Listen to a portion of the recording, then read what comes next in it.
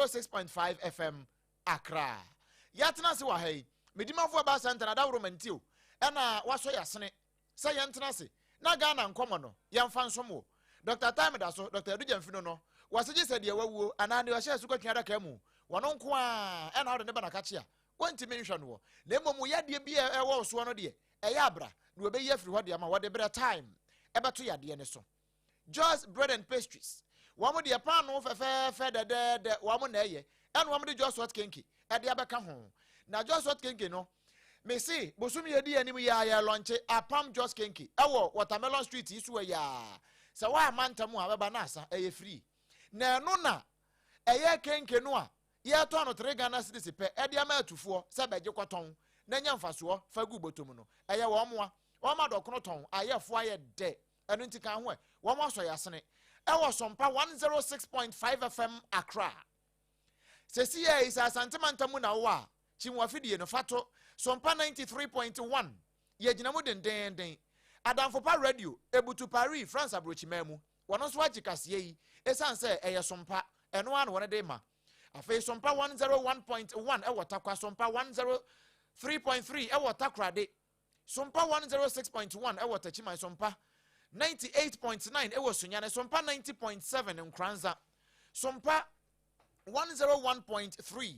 eno ewo doma wana doma FM 100.7 wono so agikase abo epete ama omanfo na wo ne nyina enya bia tie ya bankran ha bia wo a kana hia ban radio wono so agikase ya wo ya asempatre dwumedie ne won kran ha ama dwom ho nyina ne station wo bia enya bia tie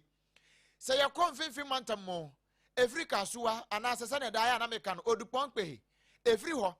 ede kwa kosi de nkyirabo ase emfinfin mantam ko na bia so no ya momfa radio ne nto 106.1 FM e man kasim ne wo eya kingdom ahemamu wo mo so gikase abo ato apete na bibia tumi aye fine ebusua hia wo Facebook ne so eya SOMPA 106.5 FM Accra SOMPA 106.5 FM Accra anase SOMPA Accra 106.5 live yania onyirai YouTube no nso a SOMPA FM live ye ginamu den yansamfo prince atabo ata da romanti uko www.sompaonline.com ensam no enra ene empo ni amanfo obeka ne kena no ni nyina agu sompaFMonline.com ya oduru ho a ubenya bi na wakenkan medin ade odomankoma chiame OBREMPONG-NANA KWAKU AMPOMAH afei frewo bio no obi nso mfro obi nkan kire obi so obi nso mfro obi na obi mfro obi no nkan kire ne sampa Ghana nkomo ebre na so ye de somo se abusuya ne etiefo nyina beka ya Ghana ha de ye animsem obi anim se ukọ Ghana mrase be dafia de friend se workout etaisi pa eya na MPP ni NDC kro ye yi wo mo na ye workout no eno nti bibi ekoso mrase be dwam na titru pa ne dom kuma ye wo mrase bedwam no ene wo mo a ye ya na ye dom kuma afo no wo mo na wo mo opposition enti dom kase no ebeka kire wo se wo mo they can dom kuma no can have their say but dom kuma no so will have their way dom kase no will have their way eno an ekoso mrase bedwam eno nti to have your way no wo mo have wo way no anas we so have ni say a edru baby an ya o have ni say na yedom kuma no wotimi hwe niema mudin hu se da bi yen di egina ho maganafo mo gina ho de maaban eno nti ni aban de beba no eno ana mo beye ena ne mo beka bia no nso no ekwa aban no mu nanso ye ya ye gina ho de maganafo no ganafo sesei eno nti ni amo ye no yempe eno nti no mutimi stage workout empo budget statement kura beduru so no wo mutimi stage workout edu appropriation bill wo mutimi stage workout afa edu bra ye budget approval akura no Ghana ha no ebinu mutimi ye workout na wono mko state of the nation address kura no duru ho a wotimi ye workout na wo mko eno na enne ebi asie ewo mrahye bedwafie na nia asie ewo mrahye bedwafie nne no eye se dom kuma ye wo mrahye bedwam a onimyamfo Alexander Kwame na afanyama akenda o mano no wo mo se ade bi koso na nipa bi katakata niema bi so ni nyina ye Bank of Ghana domestic gold purchase program wo mo ye for forex intervention ye di gold no bi kwa mo no ne akwaje dollar de aba be hye sika num ene ho nkomo no wɔn hwɛ mu din a asa mpanimfoɔ katakata nneɛma so ɛne sɛ yɛsi amana do ɔda Bank of Ghana no ne mpanimfoɔ aba bɛhyia committee na wɔn aba bɛdi ho nkɔmɔ no wɔn ba yɛsi yɛ mansɛntwɛni biara nyina hɔ nti wɔn nyinaa mpie free plenary hɔ no gallery mu hɔ no wɔn nkɔ wɔn akyi koraa kɔsi sɛ wɔn bɛyɛ meeting ne nyinaa bɛwi ɛna dɔm kuma no sɛ deɛ na mo kata so nti a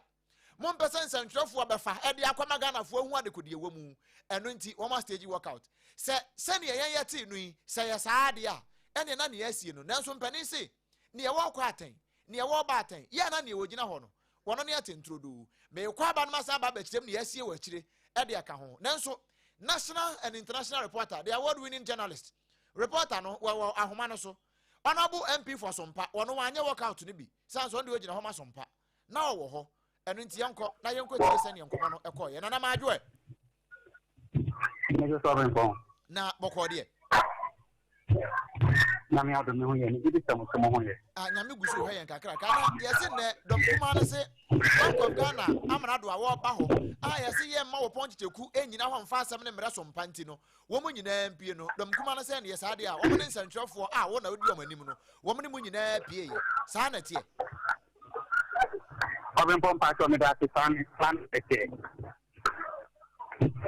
na enkyiremu paa ne sɛn sɛ ne yɛate ne sɛ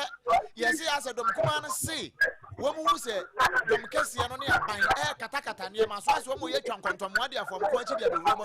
ɛno ne wɔn nte ase nti a wɔn sɛ wɔn ne sɛ dɔfo nyinaa bɛpie no enkyiremu paa wɔn de ama ne sɛn Obrempong me da ase sɛnea mo te yɛ no saa ɛna etie dɔm kuma wɔ mama hyɛ de etie ɛnɛ ɛkama yɛ te sɛ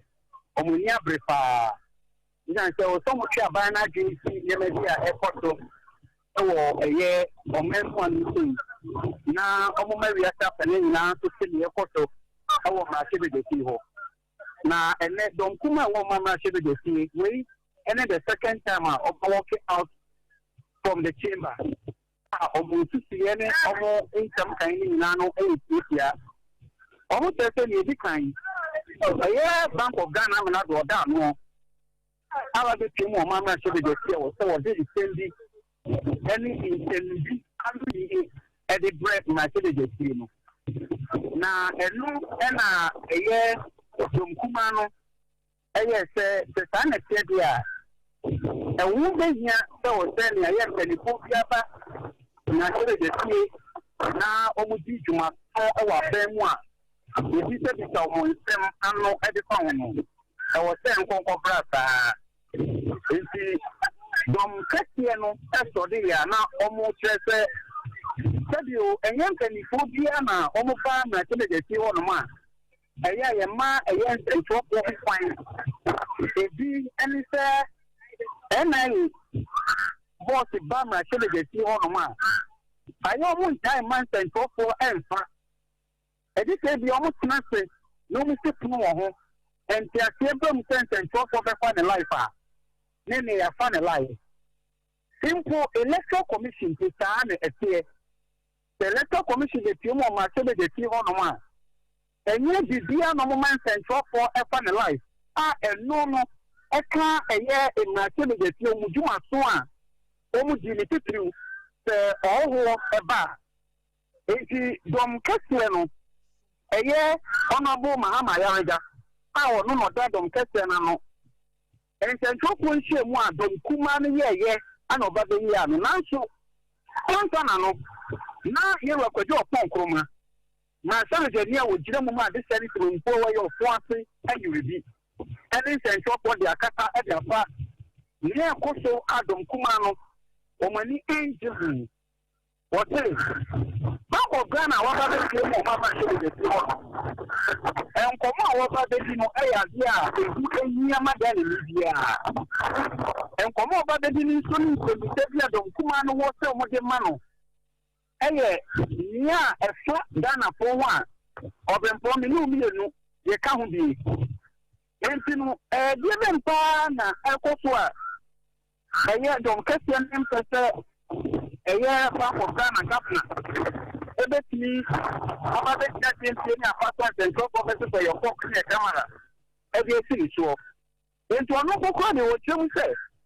Tempo Kurano from Kumano Punabia, not some second in Asia. Almost you said never do one winty. The Bank of Ghana government in the justice is now Pasoka. Maybe I'm in Young Kuya, I could be a the bill is a good book in a young for what you. And we can be 7 to 1 of us.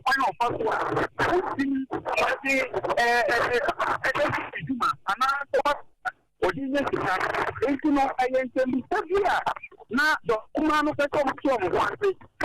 Now, of the more, and yes, the women of Madam Kumano, they came at the crew. What say? Dance and talk for many years, Juma. There, Rebecca dance and talk with the entry a gallery. And some people say Bank of Ghana governor, again, 10 million in another and almost never. And I don't come and say someone that way. So one time I say, now your mom is here to our chamber on one, and no more walk out. A blow of cutaway and now a year don't come out, don't cut and so honorable Mahama Yariga, or no, the chief whip, any a year at the Flamma, any machine of Pony, and so everything to Kataya. What would you do that? We say? No credit and the enemy, don't come up on the I did be a woman yesterday. Don't get them a year standing for that 266. And no more a woman, I said, one of us any specific any affairs super plan said, will be a Juma, our public servant, another year, or your public servant, no, but you won't have to be one. And the other was so many of near what you are going to hold any near yet you are going to hold any affairs from near India, a man, yes, that was so with you. And I don't want it. And it's a Ghana, but the same matter here. So, when it's a drop of butter, and only of my money butter, now you think and drop of fire. 3 years ago, of information can be told. Yeah, they were my and the public servant, we are about who offer the people at one. And the young cat at them. People are the of them and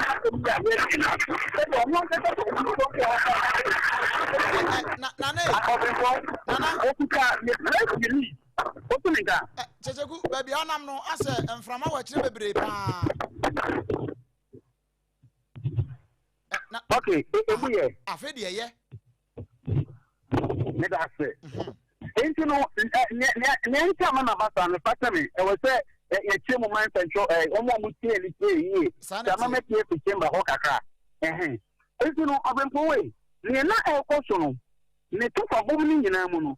Never Mahama Yariga or no yet can be here with you don't get any more to the piano. I want a chocolate train say. The info Cranabia said, Kuman and Tina Media, and your casa, and Yano Babai. And the idea woman, any affairs to a bank of Ghana, and then the public station for okay. And then over the Yaman and talk over the life. And answer my young cover. No man, we answer. I was the only thing and Nancy, I walk out. If you are telling the few one, only say for Bata. Now, I come in to say, that you my majority form of L former problem to another one more power, and therefore. If you know any here, a photo, I will actually because the possibility idea, a good effort to answer from Kumano,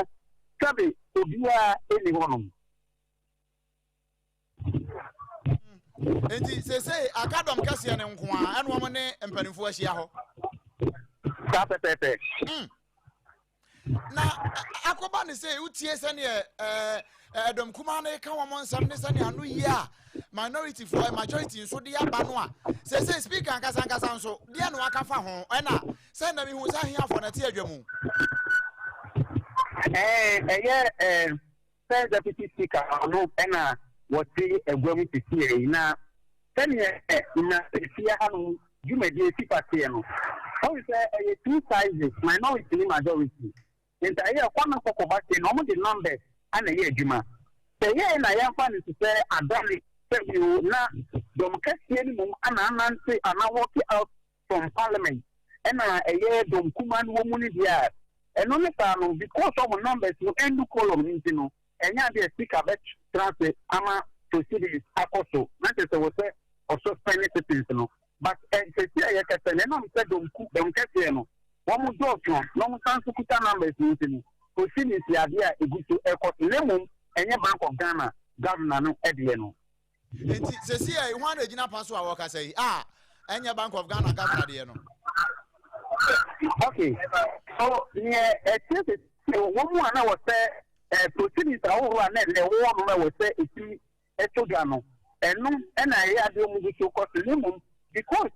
John Kumano anyone no among Bank of Ghana jumede na wo mu die no bra mi pie fi won wo mu die na o ma to spend no answer no me ni say dia the year you do kata be dia 5-10 minutes le dia Bank of Ghana governor asamba be generate pin afaso na wo yi say be say dia no dia fine but ni nyina mu we wa mahama yaroga etire mu kire say incentive pompo na wo dwane ya e bi na share Bank of Ghana almost statement ekuta omunsem bisa enu aniye no a omodi ababon which means especially there a kapa and central for and a die kwan na central from here at the code portia Bank of Ghana everything would be it is don't come and say Bank of Ghana no would be what say our this year and no and trust no ma wo kakra e na say nipa no no mo ba no ne nka te kuta no adanse opeto die the moon say mi so opeto yi ni no we think ni na e dia so eye nka ta so a why can this or why can this or the man central for and only your friend first release no edi yo nana my na say ene amanebo a wo de amaye na ye besa ba wo bi onti me pa cho ya hodi won ma me why na da friend ye besa ba wo ne ye san beto ankomo ne so na ye mfa kire ho mra sesi a na nana kasa no na wo kasa ona bu kojo pon kroma won nsentwefo bo nkomo ye ni kan tie nsem a wodi kan de tu dwa ne bi ansa na ye gusu bobon homa no a etomu a ye won nkomo bi de ma the framework that is being used and the risks in the framework, because now they are compromising the reserve build-up strategy of the Republic in their bid to mobilize more forex to keep the currency at a particular level. And as a result, the continuous reserve build-up strategy of the Republic is now suffering, may I say, the opportunity cost of what the original domestic gold purchase program was. We've also been asking questions about how much they have injected. They know that in the answers they've provided, they have deliberately cut off the timelines. Questions as at April, they are answering backdated answers to 2025, not to provide the latest numbers. And they know that the follow-up questions will come. And so they are on this exercise to ensure that the media does not cover what is happening. We have further questions on extra losses that the central bank is incurring. You recall that recently, when the Bank of Ghana accounts came,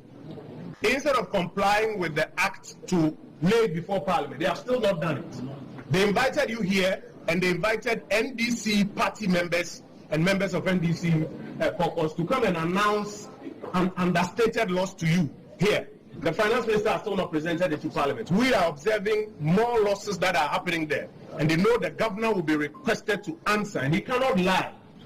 And so they are denying you an opportunity to cover the answers that he will be given. There are questions about the credibility of some of the figures that they have been putting out that we are going to put to him, and they don't want you to hear the answers. We are here to inform you this afternoon that as a result of their decision not to allow you to cover, we have suspended our participation. Our leadership will continue to engage so that they do the right thing. In times past where the governor has been here, you have been in the chamber to cover live. Various stations have covered it live. What is it that they are afraid of that now they don't want you to cover? When the Electoral Commission chair and her team came here, many of you covered it live. There was also a committee of the whole. Yes, the rules say that we have a right to open it up or not, but you have nothing to hide. And so in the precedent gone by, it was opened to the public. And we are astonished, disappointed that they don't want the media to cover the responses that the governor is about to give. Our leaders will continue to engage so that the right thing is done, and at the appropriate time it is opened up so that you and the people of Ghana will follow every single answer. Where you in for Kojo Pan Kromana, one instant for a bon commosisi in the Aquafama Musiciano. Now, name some now walking in is in defense of the fact, say, dear na omusuro, meka omo no a dom kase no dia na omo kata so dia na omo suro sensentrefo behu dia koma Ghanafo dia na hye baabi a skeleton no hye wardrobe no mu no a omo mpese nsentrefo behu abie so na ebema aban na nya dimbone sanse bia aban na ye hye deals bi ya ebema ne ho aye hi dia ma Ghanafo nti ena womo ye sa no ana na se womo mansentwerefo made a ena womo dom kumafo nso ntena se sanse won pese ne womo ye bia no mframa fam awia bom baby o se nsuo gina hoboko ne mu ye very transparent ede ma Ghanafo ne wiase afa na nyina na parliamentary hazard no capture sampa they contributed as such wo ho wo my instances bebre say there are times electoral commission and other bodies ni bi ba ho a omo ma kwan man sentwerefo tenase e ma interrogations ni enkomo bia e wo se ekoso no etimi koso kama why Bank of Ghana any gold board nkomo and I say domestic gold purchase that program e ho nkomo de wo mo mpese wo mo ebe man sentwerefo abam na eno na dom kase no ena no ni onimyamfo mahama yarega wono so ayi anu sei. The events that occurred pertain to whether or not, any time that the governor of the central bank appears before the House, whether it has to be a public hearing. That's the basic question. Whether any time that the central bank governor appears before the House, it must be a public hearing. And we said that the rules were changed so that the House can invite the governor to appear not before the House in plenary, but appear before the House as a committee of the whole. That is what the rules say. Many of you have been covering this House for so many years, and you all know that apart from the ministers, all the other independent constitutional bodies that come, they come and appear before the committee of the whole. And you all cover this House, and you know that when the administrator of common fund comes, have we allowed you to ever cover it? I'm asking you journalists, do you cover the common fund administrator? No, sir. Do you cover the NHRA boss? No, sir. All those, and even most of the time, unless we meet and decide, when the electoral commissioner comes here, you don't cover the electoral commissioner. So the events that occurred pertain to whether or not, any time that the dom kase no wamo ena no ni ena wone nsentwerefo nso abonkomo no kura du baby no oto man nsentwerefo se mo ebra ena yebo so ba ye ba mo ba ye wom se da bi ayese papa no ne ba kwaware a oba ne papa se wo beje do ayi sewing machine no abusa se ebra held the ware meje mahin na busuafo na age so da bi ebi na na yekoso no asemi hu nti ye kwa ahoma no so na ye ne Dr. Jalilu Atieku ye ne no akwa akobonkomo okọ University of Ghana Lagos Political Science Department wo ehọ no odi ne dwuma wo mo na akira manyofo ya de enne wo mo work out na wo mo ebi nso bo defense no ye ne mo nkomodi mu say we ye ba say ya amanyosem mu ha ban no na bio aban no na dwuma ese ye wo mrase badwam ho no etoto na se na do akotimi nka SOMPA 106.5 yani affiliate nyina ya mo akwa aba wo Yo, me na meju so na mo hot thing. Erade ehun ye mobo mpacho na won so Ya me adom me fun ye papa. Ye de urade ase. Do Canada ye fra wa ye tiawa. Dom kuma e wo mra hye badwa fie se Gold Board Bank of Ghana governor ba mra hye badwa no ma ba be di nkomo. Ni nyina afa domestic gold purchase program for forest intervention yi ho. Na yes nsantwerefo wo hompie sanse we die ensese nsantwerefo tena mu bi enu nti dom kuma e wo mrahye badwam ho no se nsantwerefo antena ho antie nkomo ni bidi a omo nso mapie ampa wo mapie ne nsantwerefo nyina akogina bonten se saade a ya man nsantwerefo na amade na chese dom kase no wo de bibi sie enti no mo mpesa nsantwerefo behu na wabeka ba kire wiase ne Ghana nyina no enti se parliament ya yetim se si a enne no aya one sided majority for nkwa na eye adwuma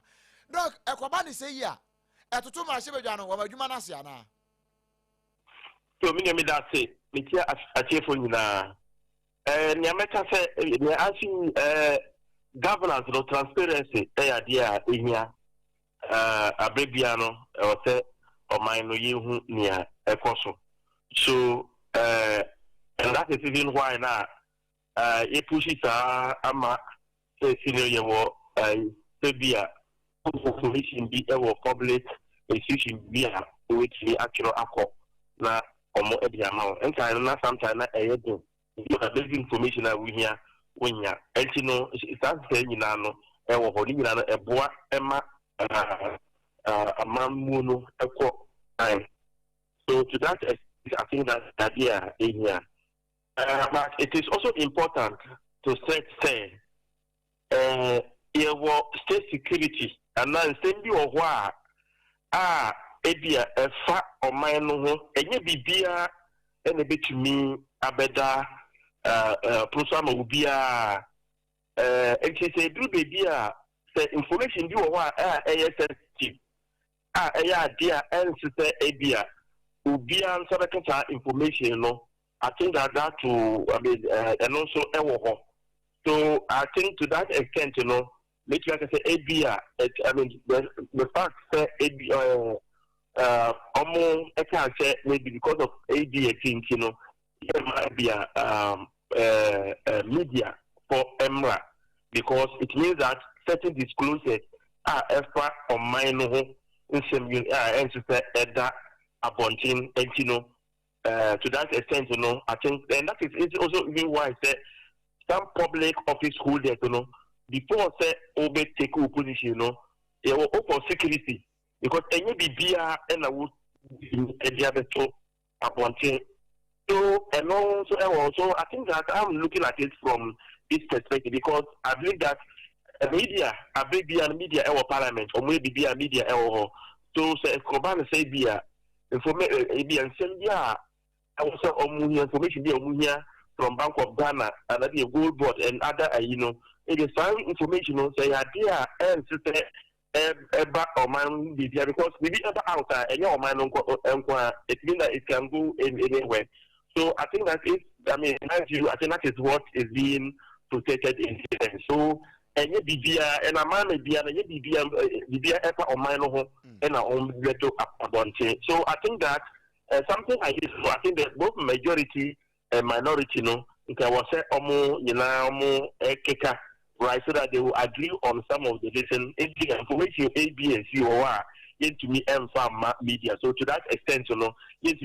maybe so after the discussions now, maybe there are some information you have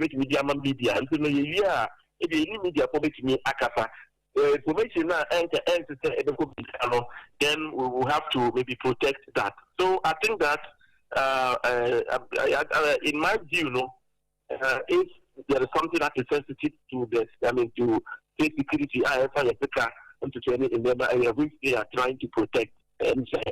ensure that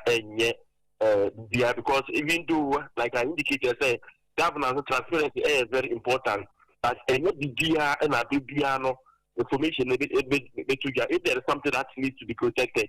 then I believe that it should be. Yo, Doc, where the a brand intimini we cry, none of me busa say. When a cobasa ya, a can be a to Ghana for trim say, not just say, and you may be a wa. Send your dom kumano, omo accuse dom Cassiana say. And yes, bia, a who ye giddy bia for the sake of security in tea. And say Babon to name a yasua mopaso makata near Masuntiano. Ghana for betimia to Ghana for some sa, say ampa, dom kumano near bino. One more year shady deals bia, one more better Ghana for Behuntin, one more sana. Sabi any betimia to Ghana for trimsa. Yeah, already, also minority as a proposition, that is exactly what Omofin said. Yeah, so definitely, and Kropobi or Mainumo, they will believe that there are other people who also believe, say, even a family level, and I say, you send me one more, a canoe, and Kukun, Diana, so there are people who also believe there. the BBO are sensitive to the state and out, they will have that understanding. So in terms of the public, there are some people who see things from that perspective. There is some people, that's why the government doesn't want to disclose. But there are other people who also feel say, I mean, where a mind be beyond the better appointing. So I mean, it's a mixed thing. So definitely, the minority will continue to pursue that, to preach that. Then the majority will also want to convince, to let the nails know that ABNC in China, yeah, man who can say,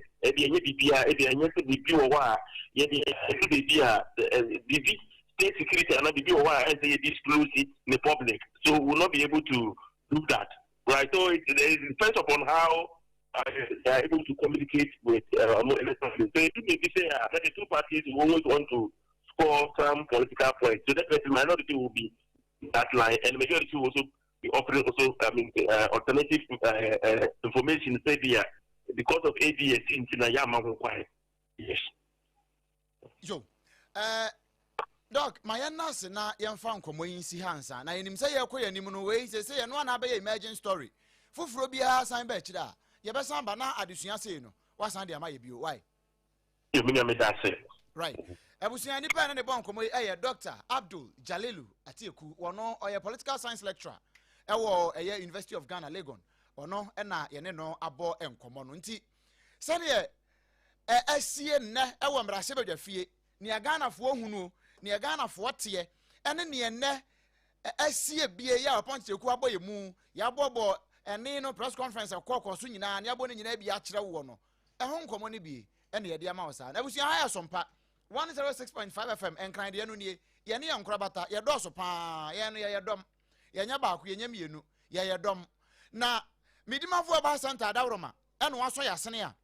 ye de hot bite no ne ya bite ne hot ye de ema wo sense yade bia ehye okokoam yade bia waje akentenwa age asesedwa wawie kuraje plastic chair sad ne nan agusuo ya wote so wabrabo mu no odi ne dru midimafo ba center Dr. Time da so na so ya wabehwe na wayi ni nyina afiri wakama ede ama wo wode bre time eto yade so na watu ase kura ya na mempese mebo yade no esansa mebo na migya bia beka se da bi ni ama mo na ye wo de na de bia na wanya ho adwuma efiri wutiri nwa no kwasi ubowra no yade bia midimafo ba center watu ase kama na bia atumi aye fine awo de wotenete wo a wo pa awo no boso mentempe wa bonsampa wugina na so se ekire beyin na saa anibu chichie no ene na ade no nyina no na efiri ho me pa cho na kira kwan no wa wakro no mabo hia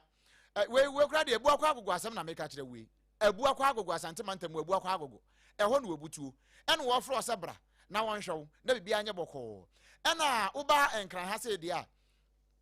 poku asem ayira eho no webutuo midimafo ba center say odi bia na pese wo friends ha no waba je number si na friends 0244 774 282 0244 774 282 ena 0500 727215 0500727215 na fe one empani abonkomo na ukọ na wonyama waduro ni wiese ekimua asamobeka kire wo ane se ya didiye ansa na wanom nanso ne ebeye me ya ne se wanya aduane papa ani wodi onim se wadidi paa o nanso aduane a wodi ye no na nya hwe ti se nsuo ena wanom ne saa nso na aduane kom ne de me pa cho wo a wo ton dokono tie mi o wo ho na ye ba beto dokono ne yadi sanse ye de benum ye aduru nanso dokono na ye beto no hwe me ba do me foforo me kwato dokono bi dokono na ti se polo unim se ne polo tie ye bu na frofro utimi se eburo ne nye na sabra no na josofo wo town no mo hwe mu din no so de mo mfam na monko na ye ba se ne sompa ba ya wo set order no ni amanfo aka kiakia ne pa wabeye ne kama kama no a se sompa no wo betie ye nyina ye tie sompa no eno na joso ye eno nti ye kenke experience no ena joso asesa no amana se olegima etimi aye correct pa eno nti ye se wo ton doko no ha ho nkoto aburu ha ho nko nika betu doko no wo ye ho na koton asem no nie ye de ma 3 Ghana cedis etufuo ye de doko no ba ko ma 3 Ghana cedis okwa wo se de doko ni mu duro tie se ne yeso se faka ya wutimi de to na watwem yenu na watwem yensa still the only difference ana say bia de share fridge manasa wo de to ho ba bia wo se nkura ni ho de a wo de to ho na adwo asa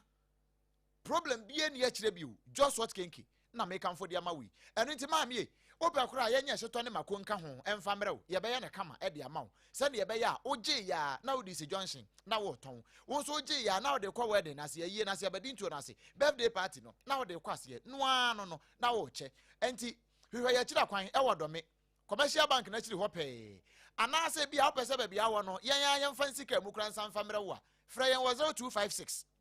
068 832 0256 068 832 na one yen abo enkomo womada woroma ena anwumre woma so yasene a ye de hot bite kase no e de mawo na hot bite kase no nto aso session B no do not open until you are told to do so eno bre ena adru so yi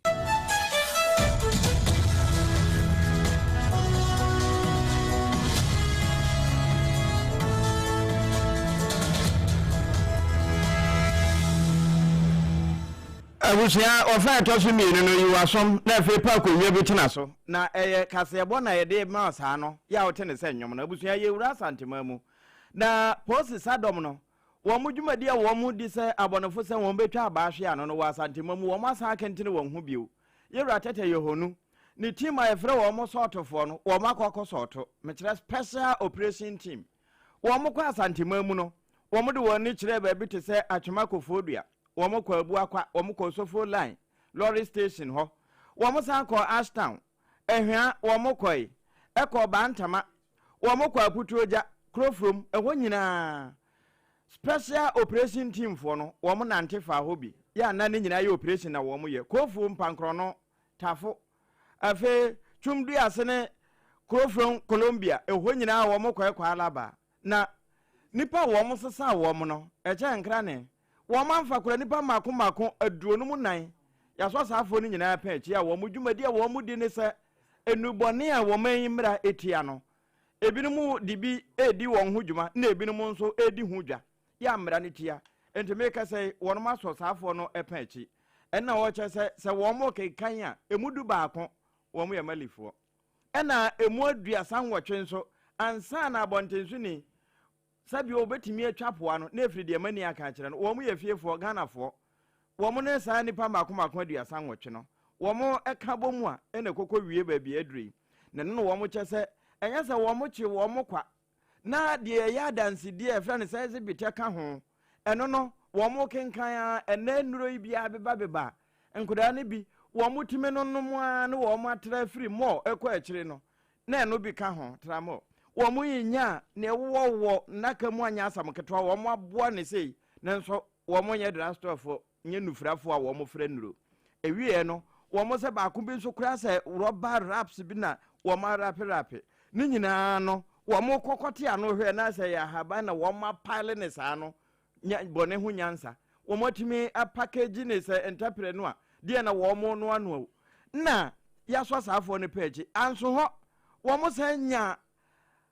amano ne cigarette enye ye de mu ha anade ebe o manyimu foforo kura empenimfo kura ma ho kwan eno nso wo mu nya bi enya mobile phones makomako adonu miensa afe boche jackpot machine wo mu to nyina nso wo mu san eto bi ka ho ene motorbikes a na no yen register enan ni nyina polisifo asesa e de aka wo mu ho a me ka say wo mu wokoma wo mu boa manhwehwe mu mapanso etime atoso na posi sadom no a yewra tata yehonu da wo ma no ene wo mo special operation team ne se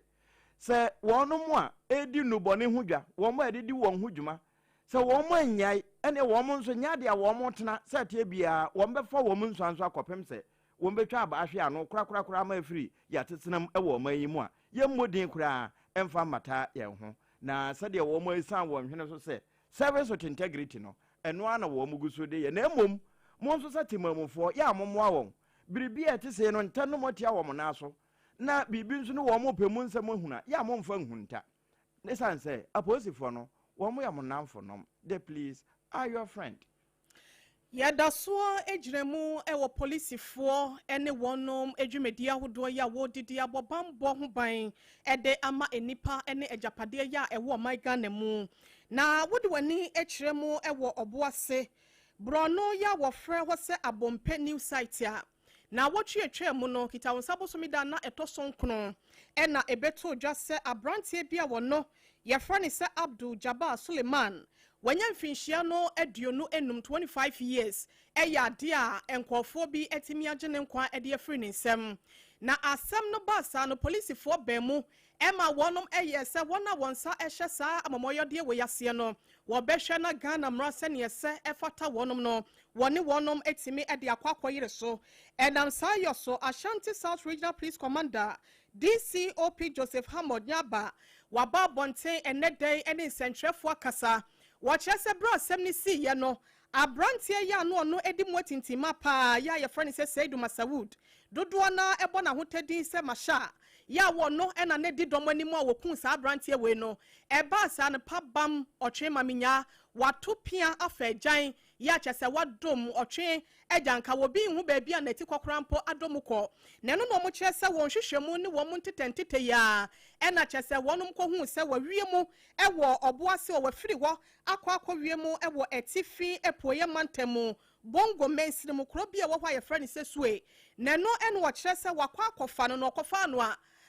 ne girlfriend a wanya mfinhyia aduonu mmienu wɔno nso wɔ ɔboase twe apiase ne boyfriend na kum obi na wadwane no wadi n'akyi na polisifoɔ kyerɛ sɛ wɔnom duru wɔn yɛ sɛ ababaawa na yɛ sɛ wɔn mu di dɔ wɔ dan mu dendenden anam so nti no wɔnom akɔfa wɔnom sɛnea DCOP Joseph Nyaba wɔsi kyerɛ nsɛm mu ɛde maa yɛ ne sei ɛna ne siteɛ. The Ashanti South Police have nabbed a violent criminal and a murder suspect. The suspect, Seidu Masawood, aka Masha, 25 years, was arrested in Swing in Bongo near Bogatana in the Upper East region. The intelligence-led operation targeted at the wanted suspect also saw the arrest of the suspect's 22-year-old girlfriend from Chopiasi near Obuasi. Seidu Masawood alias Masha was on the wanted list of the Obuasi police in connection with the murder of one Abdul Jabbar Suleiman on the 9th of July 2026. Incidents and police action. On 9th July 2026 at about 2:20 a.m., the Obuasi District Police received a distress call to the effect that a group of young men led by Seidu Masawood alias Masha, wanting firearms and cutlasses, had attacked the victim, Abdul Jabbar Suleiman, and inflicted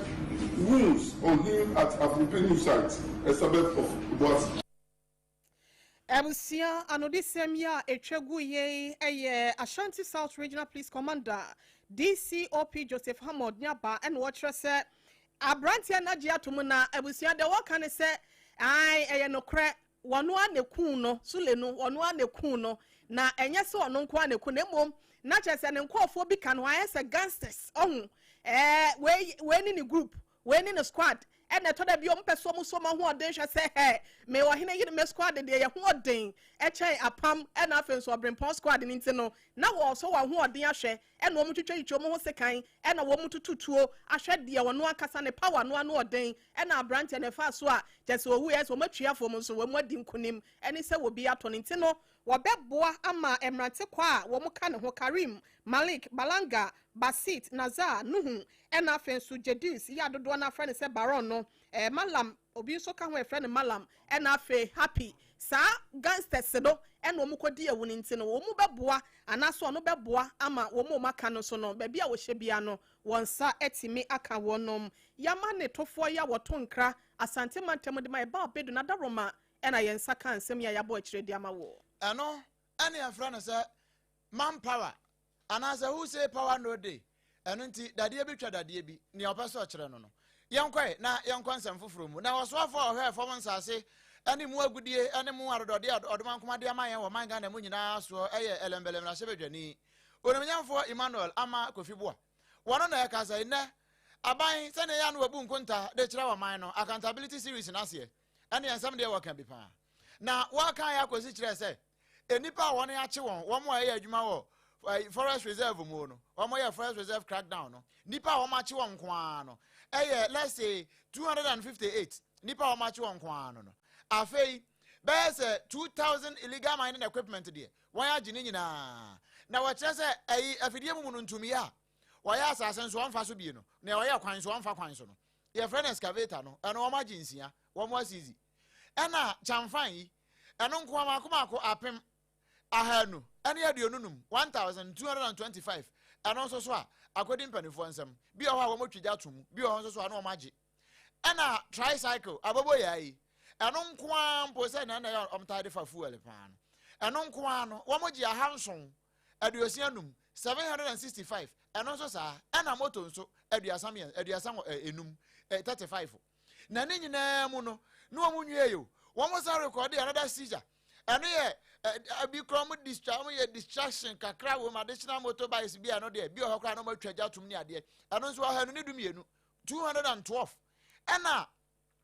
ɛnneɛma bi nso wɔ hɔ atimi sɛ wei no ɛne ɛnneɛma a wɔn yɛ na ɛmfa mmara kwan so no ɛne ne nyinaa ɛlenke kakra illegal mining activities no ɛno nso nneɛma a wɔn sɛsɛ no nkwan yɛ bɛyɛ sɛ 430 ɛno akyi gold detector ne apinpin no ya wɔn de nam asase bo sɛ bɛte pinpin ha gold wɔ ha ɛno nkwan wɔn gye maako adua 940 ɛna wɔn gye yɛ ɛna nipa a wɔn kye wɔn no ɛyɛ 258 na abira na Emmanuel ama Kofi Boa wɔ kasa no wɔ kyerɛ ne nsɛm mu sei. We now move to the National Anti-Illegal Mining Operational Secretariat, NIMOS. Ladies and gentlemen, the fight against illegal mining remains one of the ministry's highest priorities. During the period under review, NIMOS sustained nationwide operational tempo against illegal mining across 6 endemic regions, namely Ashanti, Western North, Eastern, Bono, Ahafo, and Central. A total of 200 operations were executed across 53 districts, recording an operational strike rate of over 84%. The Secretariat conducted 169 enforcement operations targeting illegal mining sites, forest reserve, river bodies, and concession encroachments. The combined output of these operations is summarized as follows: 207 suspects comprising 161 Ghanaians within the last 6 months, and 46 foreign nationals have all been apprehended. The suspects have been processed and handed over to the security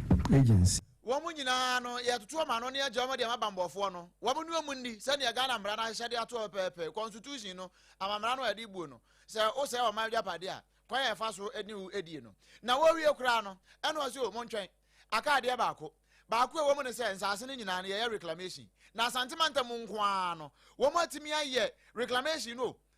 1,535 acres yɛyɛ ne nyinaa ho adwuma kama masɛsɛ o de dan kura si so amframa bo ɛyɛ den yo ɛnkɔ baabi a na ni suade hu ne sɛ hwiebe enkosi afiwe na wiye no ne am sa de 1,500 kura san ka ho a ɔma yɛ sa reclamation no ɛno nso ɔka ne sɛ. Between January and June this year, 78 excavators have been seized and 90 excavators has been demobilized. 2,800 shamfans were destroyed on river bodies across the endemic regions. 1,244 makeshift structures associated with illegal mining camps were also destroyed. 302 water pumps, 31 vehicles, 72 motorbikes, 18 generators, 2 payloaders, 5 gold detector machines, 3 outboard motors, 3 weighing scales, and 2 mini car washing machines were all retrieved from active and abandoned sites. 112 pump action rifles, 2 sidearms, 2 locally manufactured rifles, and 1,637 rounds of assorted ammunition have all been retrieved just in the last 6 months. You can just imagine the war we are in. And let's clap for 9 months. We onimnyamfo Emmanuel ama Kofi Boa. Elembremra sebedwani no na wodi nsem we nyina to dwa. Bra, government accountability series no ekoso. Na ne nsem na nso hwa. Wasanso bie so kyerɛ sɛ Achimota forest sei. Sɛdeɛ ɛsɛ sɛ wɔn mo san duadua nnua no. Baabi a wɔn ayi kwaye na afiri hɔ ama ɛsɛ yɛ asase pɛsɛ nyina wɔn mo san hyɛ ne ma. Na wɔn aduadua nnua sɛdeɛ bɛyɛ na ɛbɛsan so afa ne tampa afira. Na botae ntia. Achimota forest baeɛ no. Sɛ adwumadie no ebetumi abam. Ladies and gentlemen, I have a very important news in the forestry sector as well. I'm happy to announce a historic cabinet decision taken on the 24th of June 2026 to revoke executive instrument EI 144 as amended by EI 234, effectively ensuring that the Achimota forest retains its original status as a forest reserve and providing ecological safety zone for Accra and its environments. And you have to clap for that. If you think about it, this is the only last man standing forest cover in Accra, and President Mahama is determined to protect it at all costs. SOMPA kase na wuti ni yewra Emmanuel ama Kofi Boa elembelemra sebedwani womai oba ade bobra wode adom yansu aka ho ne mu agudi asase ne ka ho no wono na hweso government accountability series ase and will be nsɛm so afei ye kwaya ni mu ani ewremu ewo soafo ya wono hwe nkronkuma ene akese empunto so afei ahensem ene efsom ahodo adwumadie eso Metro Minister of Local Government Chieftaincy and Religious Affairs was onmonyafo Ahmed Ibrahim wakasa edensem achre echese nanu fiada ene ne memenda ya etwemu no ena mampanyin Yewra John Dramani Mahama ehye se eye June 29 Subrantam ya etoye ema miamia hodo na ensuyiri ebaye no yenhwe na yentimi enfam prapra na yemfa enya honidie adwumadie sebe ye betimi aboa ama yade biada ebetimi ate atese ewo sa haw na chi no ye betimi esi anokwan esansa bambo atrema eya na eyesri ya ayarisabo kitima asem wesei ena soafo na kyerese ena no fiada na memenda adwumadie no achi no wonum eda so agiramu ya wonwie ye wo musa aban no hye na enu de na so mu de omu da so gira won na so ya wo de dwumani bi ede aka ho ye nkonkotie wa bra enne de wo friends entrefo e wo enkrapompuni mantam asenom bra no wo ba bebo anan ede nani ache miamia hodo a wo ye ne no esi. This engagement is therefore intended to provide you with a first-hand appreciation of the work that has been undertaken since the conclusion of the official two-day cleanup exercise directed by His Excellency the President on Friday and Saturday. And as we are all aware, the cleanup exercise marked the beginning of a much broader operational effort. Since then, substantial mobile activities have been continued across all the affected areas. So even though the President directed that we do it for 2 days, we are still doing more cleanup. And as we are going to continue with the more cleanup. Including the evacuation and transportation of collected waste to final disposal sites, decongestion of refuse accumulated points, and other sanitation interventions. Significant progress have been made as the work continues. This tour that we are going to go this morning is therefore an opportunity for us to take you to key selected locations that you can see the progress for yourselves. It is also an opportunity to provide context to the ongoing operation. Explain why some work still remains in other locations and outline the operational processes involved, ensuring that waste is completely evacuated from all the locations in due course. Abusiano de semya etwegu ye eyo sofo ya wo hwe nkronki to amemoni akesempuntuo so ahensie ho nsem na afenso so mfeko ho nsem so wolimonyafo Ahmed Ibrahim nene wakasa wie ye wabra woni nsentwefo edi ahia no ena wode anamontuo ne ntoabo no etimi ehhehye so na obewura mu ewo domi edwom ene ne nkwado ne ho ene no so wakasa ye ekire se wonum hwe mu wo homoden de obetimi ayaboa ede ama wonum dwumedie no etimi CPS tano ma wonum enjan emfa mo aban ko aso ne kasa no echi no ena ebusia yenkwasa ne a ohema ya wono domi dwom wono ena ehwe niema ama no etimi akotote ante abna seida sania wosi eka ne nsem esifa ye no sei ena ne no so esitie Ninem ena manchiam enti obi ye fi wo ho a be ma na akofie me so so no akofie because say you clean up no ye ya fra omo nyina ka jiro mo se se fini nyina kuti ye fra omo nyina market no ye ni ti se me ba na se why you fi a then say ye man punishment because government no aboka pa e no dia sisa sa ebola omo di gu pan hu na ya mobo government no was says papa yenso ya bre MC no ene ni nkrofo ene queen mother ene ni nkrofo in fact ya bre nti so bi ye fi wo market ha o ko fi akoda man tin ye we do me atwan aboye pa because ni awakasa ye domi obahima ya wono ewo wonum edwom ho Owuraire Evelyn Abena Sidai na ne de no echi no ena adwadifo bia wonum so domi dwom ho wo sesei ede yenkradie come up na you need that very day because nyama you be pay free marketing the kwa bonten there na very bad it's no ka anybody saying ka say ebia ye say 3-4 times I have the ball mine and I have papa his excellency John Dramani Mahama was starting me sre na on to aso and na nya no one day show yes sre be onye ma ye na enye fe because ye ni age pa ye ni age ma ye wan hin aboye pa because ama ye ru ball and baby ball and this is say tini na that is ane mu atoki ye ni na mesia gata no e kwan de man so mi tini fro kama pa era Mahama se so this hard way back bi da ka me bia mu a enka every 2 months bia so mi tini san so ya sa na exercise no se be ya e be ball bia ya dey e fro my way Nana Opon Checheku and Ensemi nyina dawodi akira otu bi emane ye. Ene ya do midwem no na amanfo bebere kura busa sentine kura ne sen. Ye ko ana ye ba do me de eho asempa. Ye ngura manyosemu kakra na ene ya MPP fo. Wo mo nkra bata na wa santemantam no wo ma bie nkra tamu ato se wo akondo. Se apama na so oheneyere. Wo bia ne kondo o mantam no mu se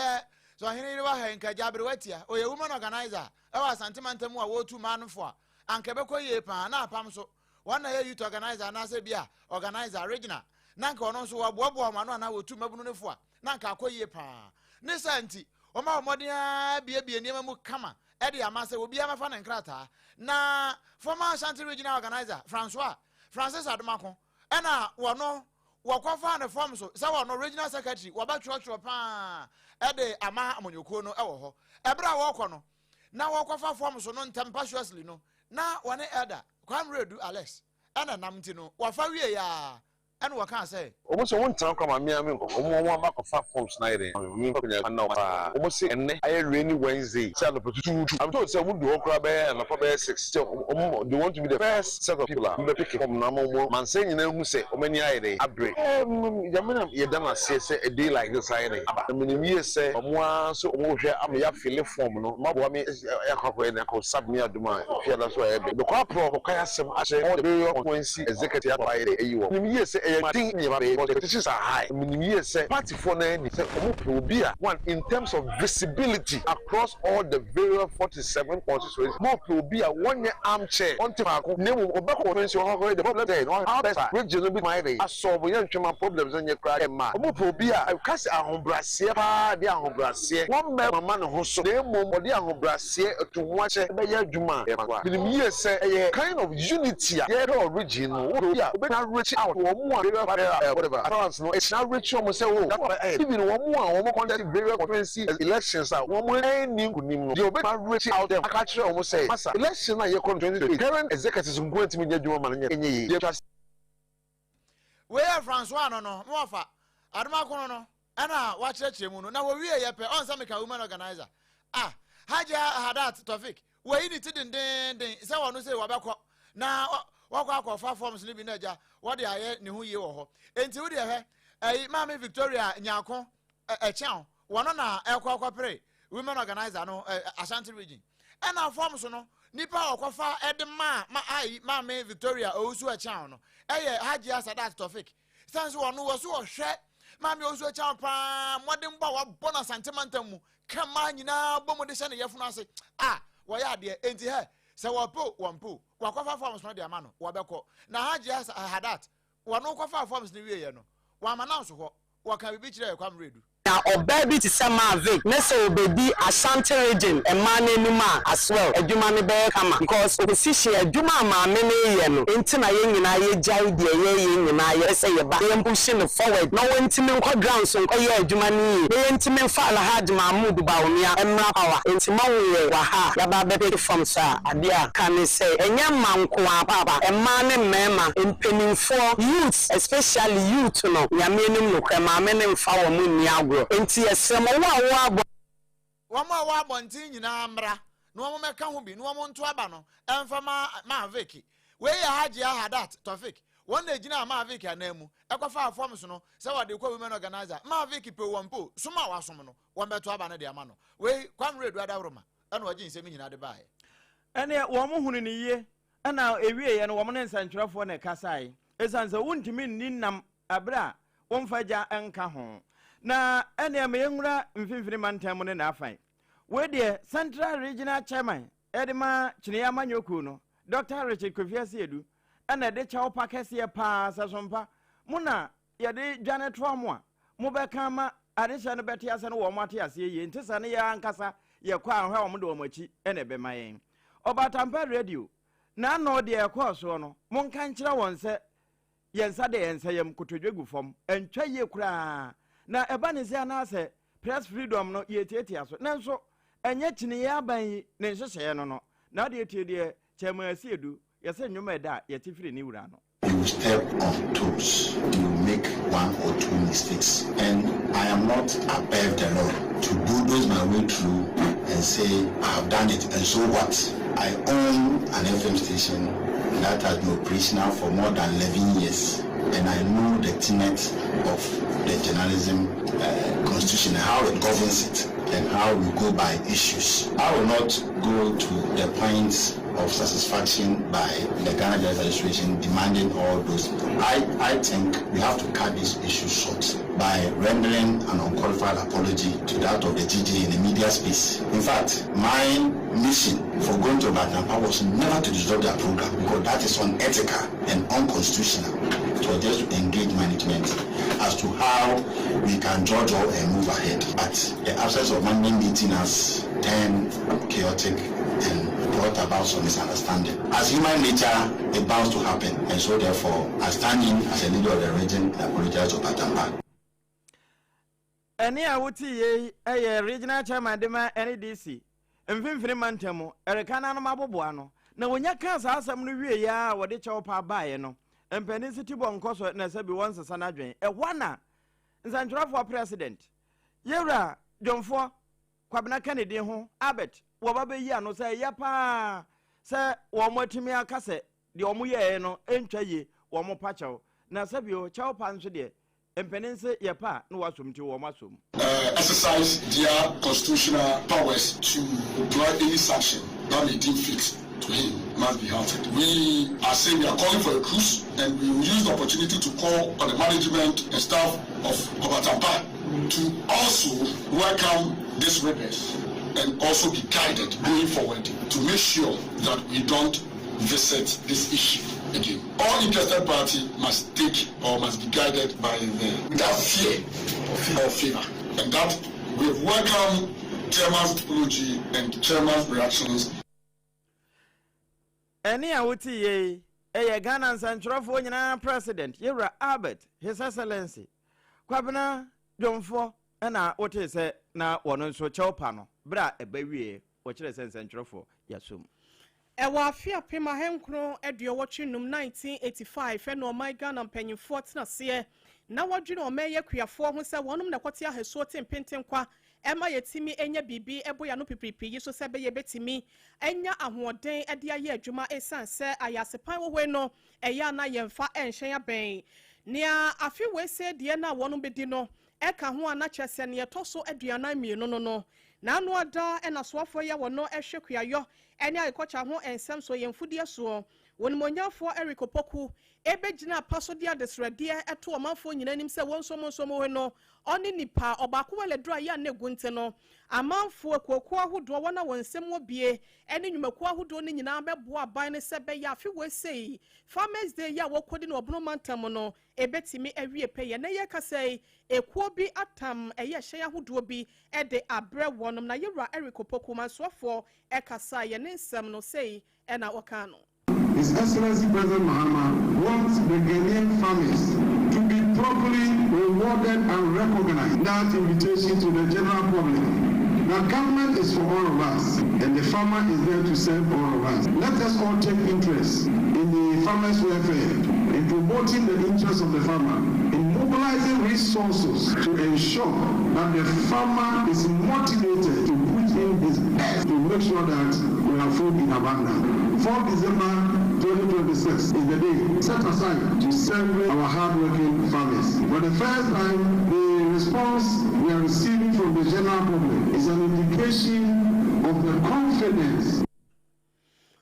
Anodi sebua etwagu ye eyo monyafo Eriko Pokuo no ene soafo ya wohwe akua yo ene yemfudie ho nsam so na adwumako ya wonom etabli ehyen ene motorcycle edebre asoye ne se wonom enye se be ya wonom free kran hase nom ne mpo no mu de omani ekiremu ewo sunwane ene ne nkwado obetimi atena bi mu na watimi sade bia boa wona obetimi abo maba so no wansa enfanka homa omo no eye adwumako ya frɛ se Easy Group Limited na panyi kwankyerefo ya wono etua no Ra Mohammed Rai wono ena wo kyerɛ se ade a wobɛyɛ ye no botaya eteche no ena wo kyerɛ mu sei mai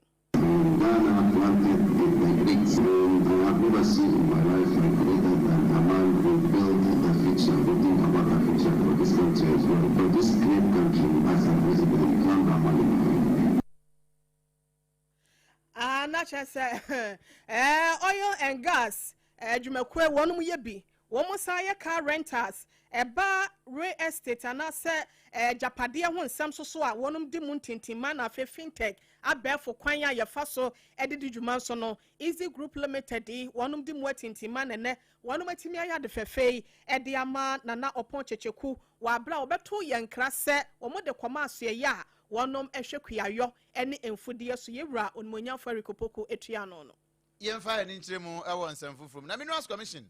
wo mo dwalai pa we wonse wo ka kuayo nyina no nsase no a yede be yekua no ene binu mu fu ntam nsase adan a yesan we ni wo mo tu nsase no de bra nkrofo so ebi kura de aye kwari ene bi bra Facebook we wono mo question Minerals Commission fu ena wo ka na adwen kyere wo mo no na eno na wo mo ene na mu agya wo mo ne nan mo sofo nso kra no ede na mu san kakrakra na nkran ha sei wo mo kopie mu ochopoli baabi a na no me ne apam koi chopoli ho wo mo koya se ne amanfo tu nsase no wo mo de nye godu no wo mo tu dia anwia no dia bayo ma de pa bi ena wo mo ko stop wo mo ho sa wo mo chinchin ba bebre wo mo koya akodu titi kwa limited ho nso so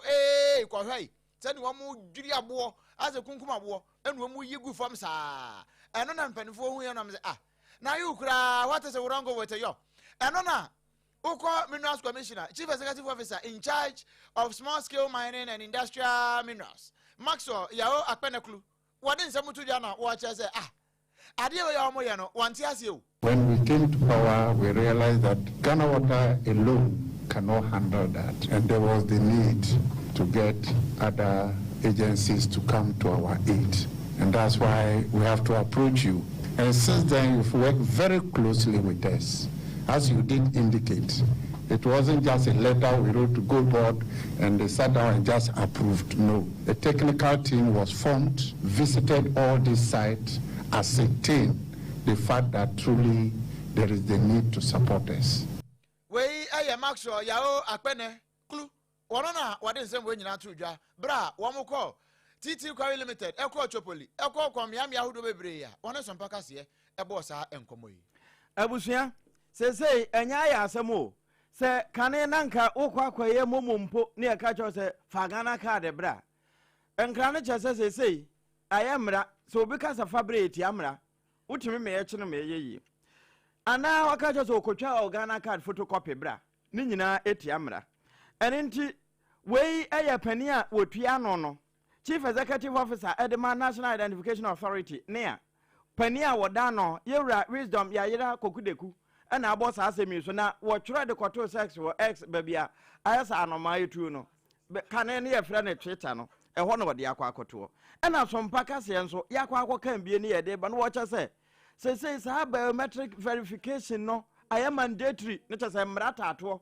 enti Ghana card no ukọ baabi ne ye ka kire wo se fa Ghana card bra etiamra afa wunso a pese mpo ubowuro obi Ghana card mu no wo wune no wo se one National Identification Authority for ena edijuma eno na wo mo de aba beto so kire se we LI 2523 eno etia ne se huntimo nsa no nso na se wune no ya sa wo de nya de ye ka na wutie asompa na kan ye be ya hwe esan se ye ka se mo na kura bi be pia ko se obi ada wo se wo ye ne ye so opan achi a wanya kura no ubetimi afesi penalty unit eno no nso no 50 to 500 penalty unit na say ye bo penalty unit bia say de ne bo ete a abusua enye sika kuma na wɔn bɛgye afiri wo ho ɛsan sɛ wakɔtwe obi Ghana card photocopy na sɛ bɛyɛ na mmara no enkonkodi wo no ntino bibia ne na de wo nte ho ase a na ententem wa apply bra wo send email no ɛde afa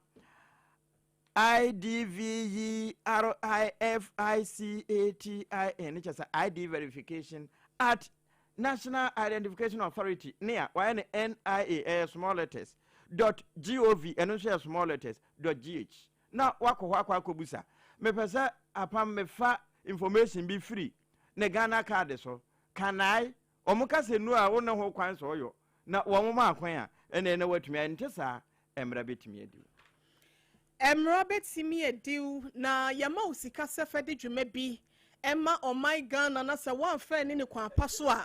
enye eda wo beto bo etwa esuo ofin no anase esuo fra no ena empafin ebetimi asie ewo mu a ne se ne ekoso ewo eya chichira abanda dan mu no ebi ebetimi ato na uremu ewo mrahye bedwemu a tolo mrahye bedwani wono ena ekase wasa ye feasibility minority shape ede ema eye edom kuma no ewo ho na wo kire se epepe ya wasrasa mansofo ya wono hwa okansie ho nsem so yewura Kofi Adams kebe ya womramra hyebedwam esanse wasotwetwe wonom e won nsem bi ho ne nkyeremu ya wode manese ticket ahodo a wake up anansie ko ya ni chebia sada ya ni baye di aban no akasa toye se wode ma Ghana chitafo amomatimi akobon samamo e di atai Black Stars eche no se ya se wo muton yo enti ochese yewura Kofi Adams somra na wontimi emeyi ensem wano penyi ya wono ekasa ye yewura Habib Idris wono ena ede ensemi etudwa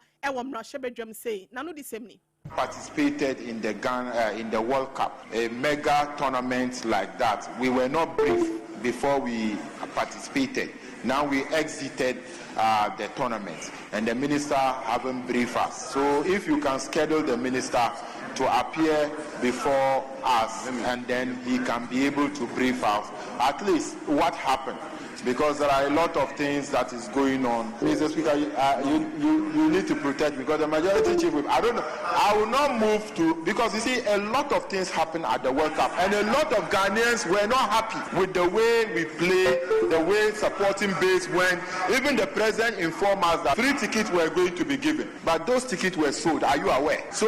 minister should come and brief us. I thank you, Mr. Speaker.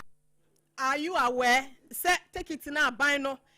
Edema ye no ya ton obedient ye Kofi Adams ya na wanya mesko ya se bra mrahye bedwam ne beyi wo ho ano ni monyafo Habib Idris wono e na wode wani kyerem mrahye bedwam wa feasibility minority shape wono e na ekasa ye midimafo aba center dia mayen se ticket ya wo mo aton na nso wo de ho budget ya ba se wo mo che ne free na nso wo ma gi sika de agu mbotom no otie wa akoma ba ya je so ko midimafo aba center na fe wo pedokunu bi di just hot kenki wo ma da romanti mayen ni botata mienu pe yeba Iran for one more account ho ewo ho musu no so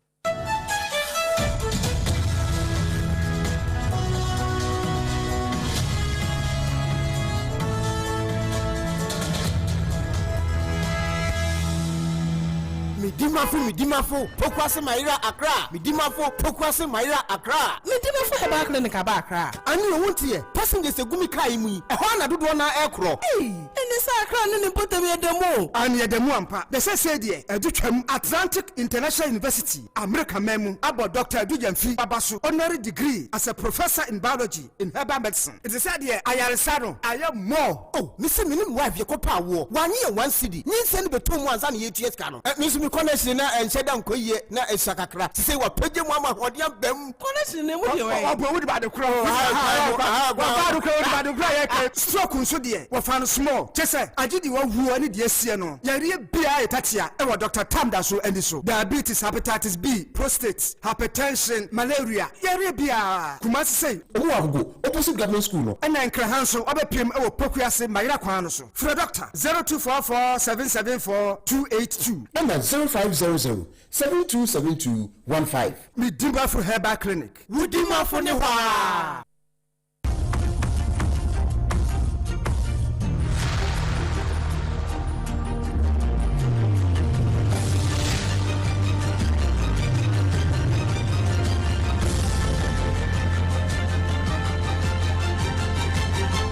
SOMPA TV, akatuapa. No kwasem ema akatuapa. Ya den sam no kwa akɔwie ɛwɔ amanɔne. Amanɔne nsɛm no sabre amene kasa ya Iran for sɛ wɔn ne US for no wɔn ahyase biom a enra na dwo no US for to straight bebre wɔn ato akɔso bɛ sɛmpre nansa wɔn stop yɛ non stop sɛ me wɔ fadi kan kasa wɔn atreten wɔn ne deɛ wɔn bɛyɛ bibi pa na Iran wɔn revolutionary guys no wɔn say straight off wɔn musuo remain shut until say US for bejai wɔn act of aggression na wɔn yɛ wɔn no till say wɔn bejai enti say US for nyai dia hey wɔn say homus no ɛyɛ wɔn dia wɔde man koma de kyɛ wɔn mo pa mo mfa de ne nko de hegi wɔn mie ntumu nnɛ wɔn mie ntumu kyena enura kora mpo no ni ayehu ye ne sɛ wɔn akɔto to missiles ne bi ama say ayi Qatarfo ni Iranfo Iraqfo wɔn ship bi ene na mpo ne so no wɔn ato bomb agumu ama wɔn ahye ne nyina wɔn say ho say ye no go area say US fo pa wɔn mebie ntum no wɔn hwɛ eno na nam so kora ma Stephen Witkoff atoto bi ama ne wɔn ka kyerɛ wɔn sɛ sɛ mo se mo mema mo mfa ntɔkwa ne mara yɛn yaso because yɛn ne mu anya na mo nyai sɛ homus ne so na mo molesting krofo gigi wo musika bomb wɔn shape no nanso Iran fo say wɔn nti so odogo bi nu abe say United Nations fo ɛwɔ wiase a wɔn kasa nkyerɛ US fo na wɔn nyai sɛ deɛ wɔn afɔ afoforo ɛde abo wɔn so a wɔn sa ade apa de a ship bi obetwam wɔ homus ne so bia no wɔn de jabatum wɔn bɛhye no dwere bɛɛ afei bɔɔlo bɔ enwumere ya Lionel Messi ene na Argentina team no na no wɔn de yɛ Egypt fo yi eno yɛ nsu kura nwie yi wɔn ne Jude Bellingham ene Jordan Pickford mo ne wɔn aka no de kɔbɔ ni Kinshasa man no wɔn de bɔni no nso ya na squad na bɛnti no yɛn kasa nkyere ho ni obewi ni no wɔkɔ akohyia De La Fuente ene ne Spain national team no ɛwɔ final no so na ni obelu so no wɔne Didier Deschamps edi akɔbɔ ani ɛwɔ 3 and 4 ho na yahwɛ ne a wɔde bɛtɔ so 3 agye medal 4 no de ayɛ se pɛ mfrawase ɛde ma wɔn no andi kofie enti ne no nso yɛ Messi besi form anase Jude Bellingham wo bɛsa ahye go ana Harry Kane the nations leader wo bɛhye ana Lautaro Martinez wɔn nso bɛhye bi aka ho we yɛ ne ayɛ bɛkɔ so sabre yɛ asafo kantanka ɛne ne mrantie na yɛ krado na Papa Clef mo ɛne Ampabe Madedesta mo enso ayɛ krado wɔ sunyan ne de yɛ gye mutew ɛde ama wɔn na one day awokansie ho nsɛm no ne aka nyina de aba bɛtoa so abusua ɛyɛ medimafo na dima ayɛn ɛna Joshua Kenken so bo yɛ chidom wɔ breko a yɛ tena se wɔ sompa efia ha no sompa nkrabata ne nyina sɛ ne wɔn fa akase yɛ fa live commentary ne nyina so live wɔ breko a Doma FM 100.7 ɛgye yɛ na Kingdom 106.1 so far kana hye ban radio so far na da fa Radio France ahenkro Paris no mu no so wɔn gye kasie no yɛ yɛ de kasie ne brɛ wo no ɛyɛ me wɔdoma nkoma kyia me OBREMPONG-NANA KWAKU AMPOMAH yene triple amai eja pia APAM DADAA sabre a Bellingham ehenham na masiesie no yene yabre watia OHENEYERE mame akua YEBOAA esiama bronya yadamo ase ama monitia ekudonto